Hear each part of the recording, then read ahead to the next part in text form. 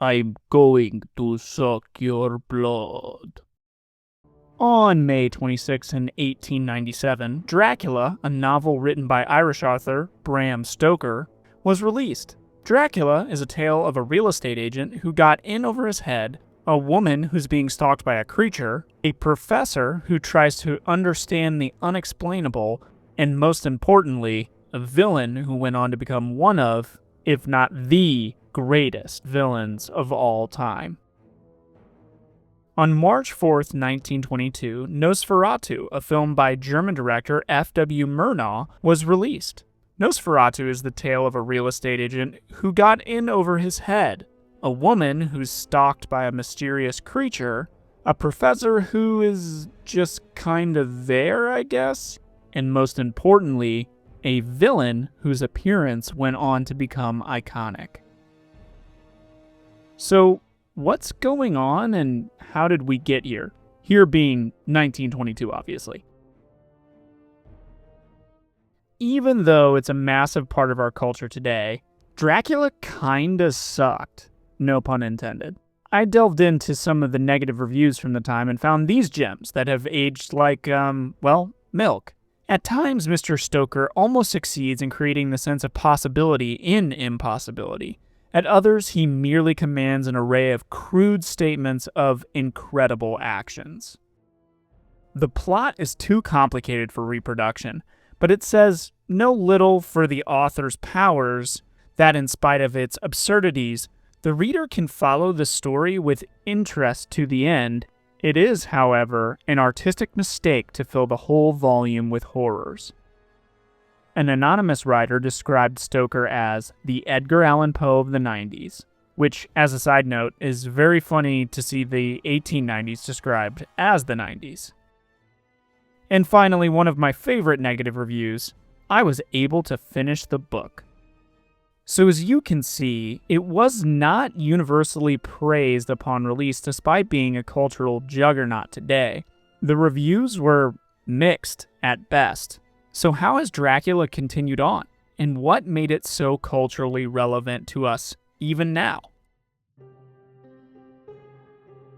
Director F.W. Murnau was born in 1888. For those of you that are keeping count, this is 9 BD, BD being before Dracula.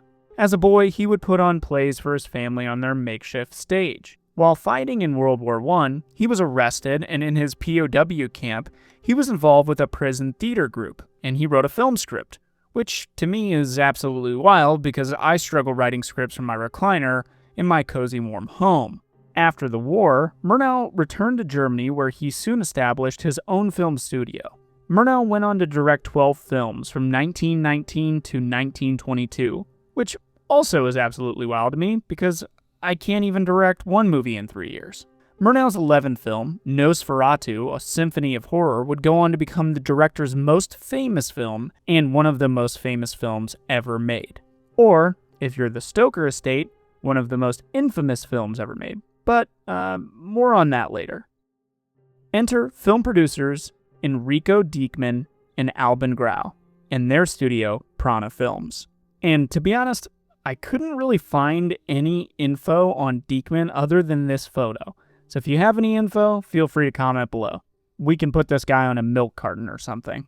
Albin Grau was an interesting dude, and I would say is the main reason that the film was made. Grau claimed that he was inspired to shoot a vampire film by a war experience.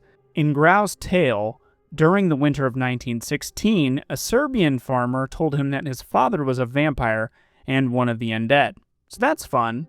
No notes. Diekmann and Grau gave writer Henrik Galeen the task to write a screenplay inspired by the Dracula novel, even though Prana Film had not obtained the rights. Galeen had already worked on The Student of Prague, 1913, and the screenplay for The Golem, How He Came into the World, 1920. He changed the characters' names and added the idea of a vampire bringing the plague to Wisburg via rats on a ship. Diekmann and Grau approached F.W. Murnau to bring this vision to life. Also, before we continue, I want to mention that Nosferatu was technically not the first adaptation of the character Count Dracula, that being The Death of Dracula, released in 1921. That film has been lost to time, and I only found out about it while researching for this video. So if you've got a copy, send it to me for free. Thanks. In 1838, Thomas Hutter is sent to Transylvania by his employer, a state agent Herr Knock, to visit his new client, Count Orlok, who's planning on buying a house across from Hutter's own residence. While embarking on his journey, Hutter stops at an inn, which the locals are frightened by the mention of Orlok's name. Hutter catches a ride to Orlok's castle in the mountains, where he's welcomed by Orlok himself. When he is eating dinner and accidentally cuts his thumb, Orlok tries to suck the blood out, but his repulsed guest pulls his hand away. Hutter wakes up the morning after to find fresh punctures on his neck, which he attributes to mosquitoes. That night, Orlok signs the documents to purchase the house and notices on the table a miniature portrait of Hutter's wife, Ellen. The Count looks and admires the portrait and remarks that she has a lovely neck. Hutter reads a book that he took from the inn about vampires and begins to suspect that Orlok is indeed one of them. With no way to bar the door to his bedroom, Hutter desperately tries to hide as midnight approaches. Suddenly, the door begins to slowly open by itself, and as Orlok enters, a terrified Hutter hides under the bed covers and falls unconscious. Meanwhile, back in Wisburg, Ellen rises from her own bed and sleepwalks to the railing of her balcony, which gets the attention of her friend Harding in the adjacent room.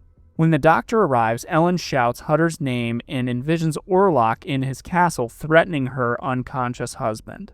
The next day, Hutter explores the castle, only to end up retreating back to his room when he finds Orlok asleep in a coffin. Hours later, Orlok decides that it's a great idea to stack a ton of coffins on top of a buggy coach, and then he gets into one of those coffins and departs for his new home. When Hutter hears of this, he rushes back to Wisburg as fast as he possibly can. Orlok and his army of coffins are then taken aboard a boat where the sailors discover rats in these coffins. All of the crewmen later die, and Orlok takes control of the vessel. When the ship arrives in Wisburg, Orlok leaves unobserved, carries one of his coffins, and moves into his new house that he recently purchased. After Orlok's arrival, many deaths in the town follow. The local doctors blame on an unspecified plague caused by the rats from the ship. Ellen reads the book that Hutter found, and it claims that a vampire can be defeated if a pure-hearted woman distracts the vampire with her beauty and offers him her blood of her own free will. She decides to sacrifice herself. Ellen opens her window and invites Orlok in, then pretends to fall ill so that Hutter can get the professor. After he leaves, Orlok enters and drinks her blood, but the sun rises, which causes Orlok to vanish in a puff of smoke. Ellen lives just long enough to be embraced by her grief-stricken husband. The final shot of the film is Orlok's castle destroyed. Producer Albin Grau, a lifelong student of the occult and member of Fraternitas Saturni, wanted to make sure that he was able to imbue Nosferatu with an hermetic and mystical undertone. An example of this was the contract that Count Orlok and the Knock exchange, which was filled with alchemaic and hermetic symbols. Grau was also a strong influence on Orlok's verminous and emaciated look. Grau designed the film sets, the costumes, the makeup, and even the letter with the symbols. He was also responsible for the film's advertising campaign, creating movie posters and advertisements with a visual style that was deeply influenced by the work of Hugo Steiner Prague. Listen, call me crazy, but I think the visuals of this film are what kept it from slipping away into obscurity. I'm not saying the story isn't great. I mean, it's literally Dracula. I'm not going to be the one to sit here and try and convince you Dracula isn't a great story. What I'm trying to say here is, without these striking visuals, I don't think that this condensed adaptation of Dracula would have worked. Feel free to roast me. Okay, imagine if it was the same story, but it was shot by Uwe Boll, or some sort of sci-fi original movie. Do you know what I mean? It just doesn't hit the same. Alright, let's talk about the changes from the Dracula novel. One of the most obvious differences in the original Nosferatu are the characters' names. Jonathan and Mina Harker are now Thomas and Ellen Hutter. Count Dracula is now Count Orlok. Professor Van Helsing is now Dr. Bulwer, and his role is significantly reduced in the 1922 film, but in 2024, the film gives him more of a Helsing-esque role. I mean, come on. When you have Willem Dafoe, you're gonna use Willem Dafoe. Characters Lucy Westenra, John Seward, Quincy Morris, and Arthur Holmwood are completely absent from the adaptation. Unlike Count Dracula, Orlok does not create other vampires. He kills his victims. Murnau wrote the last 12 pages of the script, which included Orlok must sleep by day, as sunlight would kill him. Whereas for Dracula, he's only merely weakened by sunlight, but can openly walk during the daytime. Orlok's inhuman form also is very different from Dracula's form. Dracula tends to blend into a crowd and, Orlok, not so much. While the novel is in the public domain now, and you can see some kind of variation of it constantly, which is fantastic for all the clips I get to use, in the early 1900s, it was a completely different story. In 1922, the estate of Bram Stoker, the author of the original Dracula novel, took on Prana Film, which made an unlicensed adaptation of the book. Grau wanted to do an expressionistic retelling of the story of Dracula, but the estate of Bram Stoker, spearheaded by his widow, Florence Stoker, would not sell him the rights. Though the book was already in the public domain in the US due to an error in the copyright notice, the work would not completely lapse until 1962, 50 years after Bram Stoker's death. Undaunted, Grau pressed forward with the film and started its production in 1921. However, several changes were made in the movie in a bid to duck a copyright lawsuit. Unfortunately for Grau, he was no legal scholar, and he got slapped with a lawsuit. Damn those blood-sucking lawyers. See what I did there? Shortly after the film's debut in 1922, Bram Stoker's estate filed a lawsuit claiming that the film was infringement. Since early versions of the film included Dracula's name, proving the derivative nature of the film, it wasn't too difficult, and Grau was forced to declare bankruptcy and close Prana Film, making Nosferatu the company's only release.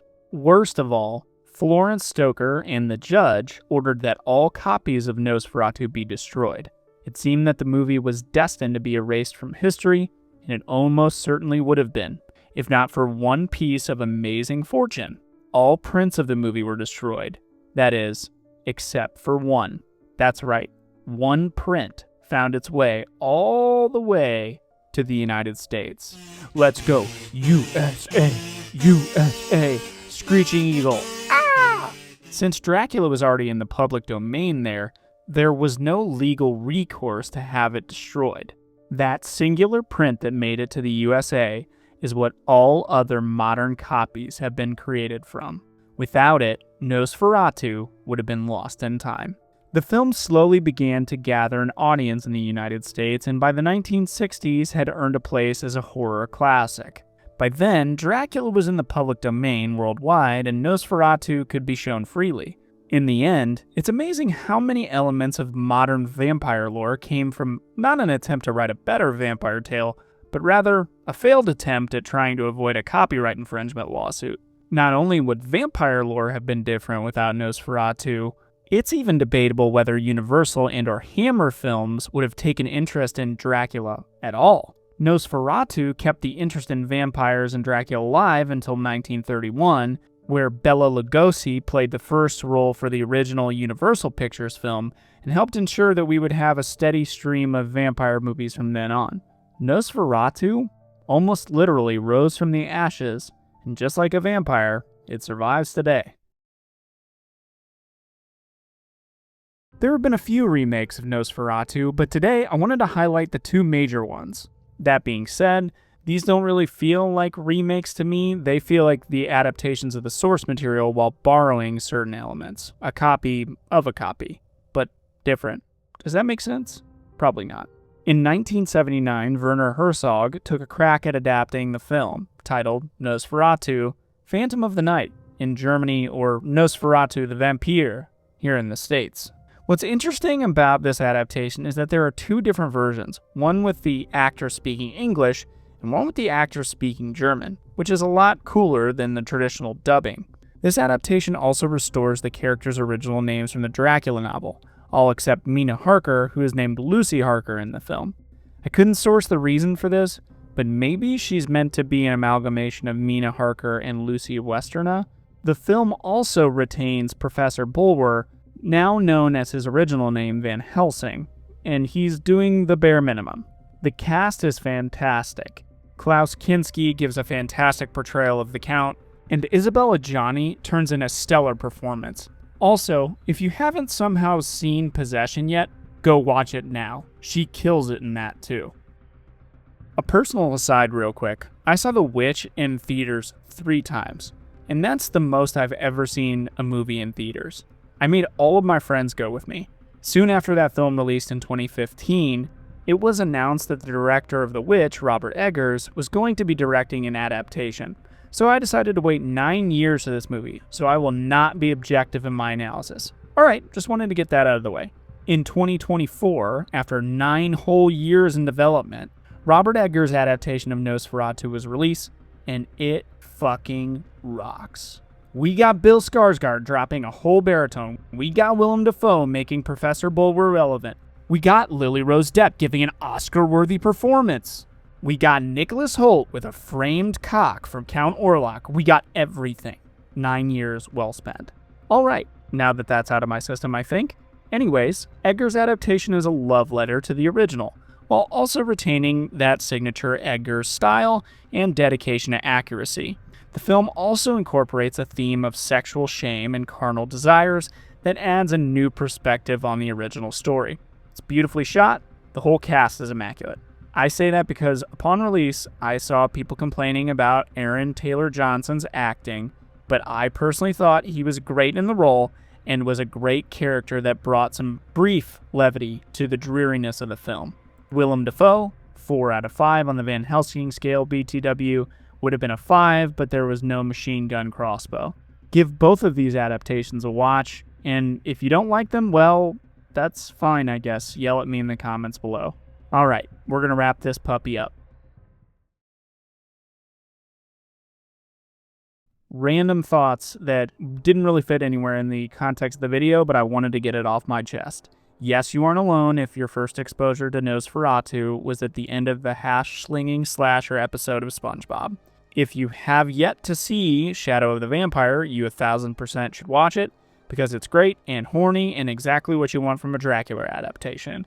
Keen-eyed viewers will notice that Abraham Van Helsing is the inspiration of Gabriel Van Helsing from the 2004 cinematic, objective masterpiece that is Van Helsing, portrayed by Hugh Jackman. Look, this took a long time to make, so thank you so much for watching the video. This actually is a redo of our Nosferatu video from last year, because John recently rewatched them and absolutely hated the quality of all of our old stuff. We still will leave them up for reference just so we can show ourselves how we improve, but if you want to go back and see how much better we've gotten, give both of these a watch. Make sure you like, subscribe, and please recommend what you'd like to see next. There are a lot of movies to talk about, and we would love some recommendations. Alright, see you next time. Like, subscribe. We got bills to pay, man.